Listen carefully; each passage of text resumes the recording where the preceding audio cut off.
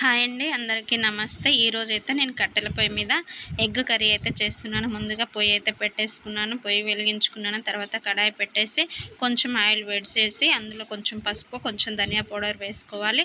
తర్వాత ఉడికించిన కోడిగుడ్లను కొంచెం షాక్తో ఇట్లా ఘాట్లు పెట్టేసి అందులో వేయించుకోవాలి. తర్వాత అదే ఆయిల్లో ఇంకొంచెం ఆయిల్ వేడి చేసుకొని కొంచెం జీలకర్ర, పచ్చిమిర్చి, కరివేపాకు, ఆనియన్స్ని కూడా యాడ్ చేసుకోవాలి. ఆనియన్స్ బ్రౌన్ కలర్ వచ్చే వరకు వేయించుకోవాలి.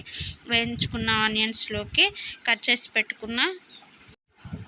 చేసి పెట్టుకున్న టమాటోని కూడా యాడ్ చేసుకోవాలి.